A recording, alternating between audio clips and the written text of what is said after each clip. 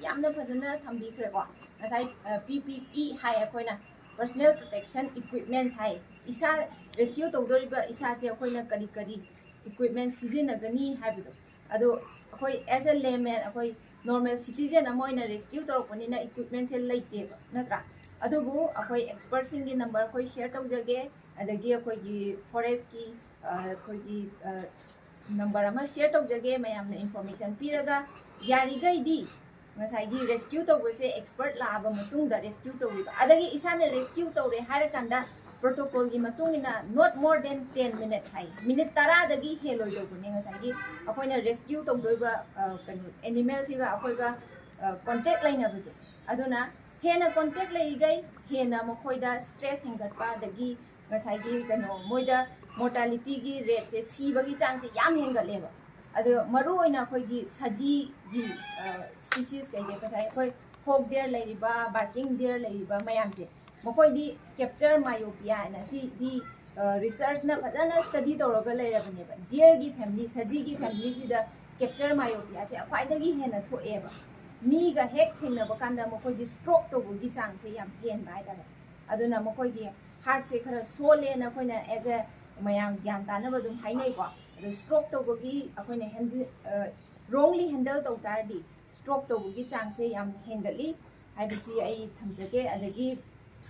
ngasai yam tangba species da ngasai rescue to boda yaukiba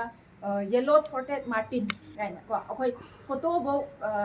nature magi natural habitat ta photo namge haibo bo akoina phangdraba adagi makhal makha kya gi sauje adagi akoi ai ngasi gi tanja se lojaraga hoje october labani na loktak lairim bisi akoi bisnupur da lairambagi hoje migratory birds mayam ama lakpagi matam su yausale ko mapandagi pairako uchi mayam ama lakpaje moise akoi gi winter visitors haina hai ko akoi indam da lakpasida akoi je visit to balakpane aduna isam samna ai gi yumda kanano ama unabi ba lakpasibu akoina hatpiba natra aduga mokoibu akoina tachi tachi toba dagi hatlaga chaba yonba asigumba sidi dharma leitaba thabak ne na ai thamjage adubu akoigi akoibu loktak asida akoi machinjak adagi magi breeding gi ko macha kano sandokna bagi lakjariba mokoigi life style hai tare ko mokoigi way of life ni monsi migrate to busi ko asida akoigi apanba pibi daba laiba uche sing asibu welcome to biba khajaba sibu akoi mayam punna enjoy tawminnabi ko adagi akoi photo namba yai natra adagi mayam makhan makha mayam akoi tour sinba yai laiba uche sing asi akoina moi lakpagi akoina welcome to bagi ko makoi bu disturb yam tawdabida akoina program mayam ama sinba yai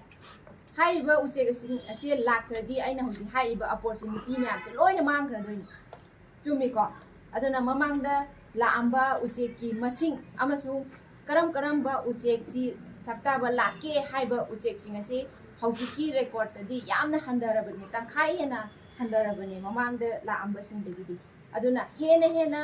mangdarapagi chang asi akoi hengala ibanina akoi hena aware oiba darkar lei hena mokoi gi dama akoina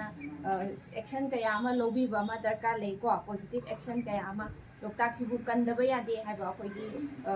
step mayam ama darkar lei natra aduna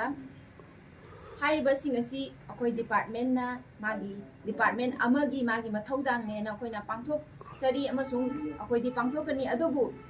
locality amasung community leaders ko adagi magi lei jari ba mukha laikai gi mi sing asi yaudana di ai akoi lamlaki sa ujik sing ase kan basi oithokte amasung oithoi ko aduna mayam punna tawraga akoi wildlife si conminasi adagi magi masagi habitat ase akoi conminasi haiba message ase thamjaraga ai saida adosin thank